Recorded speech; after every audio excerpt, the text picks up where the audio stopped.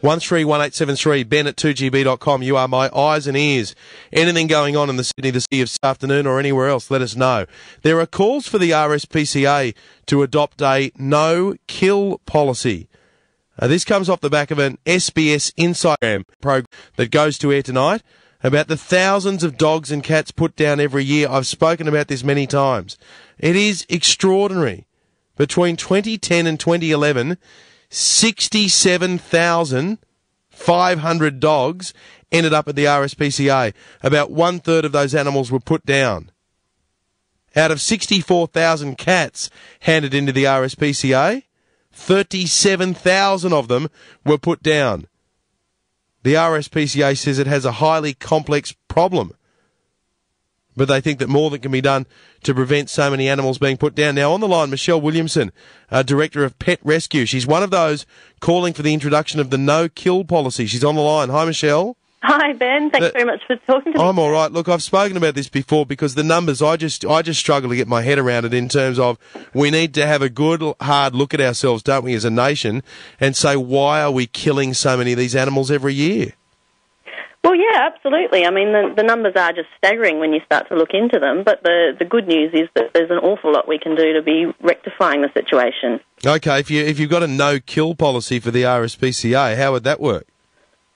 Well, what we would be looking to do is to encourage them to be rehoming more pets, offering more treatment, getting the pets out into more places, and just generally looking to increase the breadth of animals that they're putting back into the community. Okay, I'm sure the RSPCA would tell us if they were on right now. That's exactly what we're doing. We're doing all we want, but, you know, so many people, it's part of our society, isn't it? We all want new things. They go to those pet stores in supermarkets and they want to buy a brand new puppy instead of one that's been left at the pound.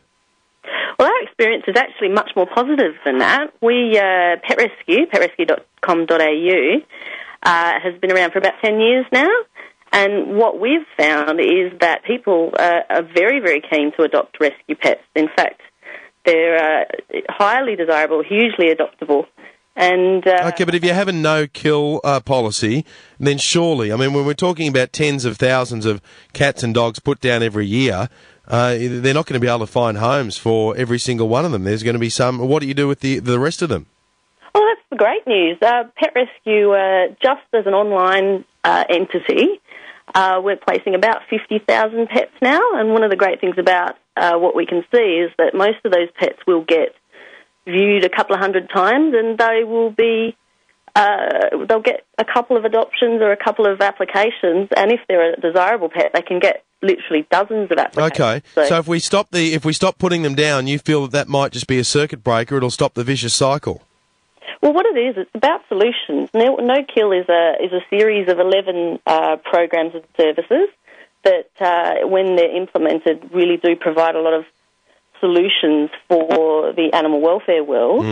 What we see is that because the industry itself tends to rely on killing as a tool for shelter population control, there's not a whole lot of innovation going on in the industry. We're looking at an industry that's modelled quite similarly from the 1970s all the way through till now, and not a lot has changed. Okay, I want to throw it open to the open line, 131873. Get your thoughts on that, and that's on Insight tonight. Michelle Williamson, thank you so much. Thanks so much, Ben. Michelle Williams, pet written from Rescue, and that Insight program is 8:30 tonight on SBS. And we've got to do something about it. What do we do?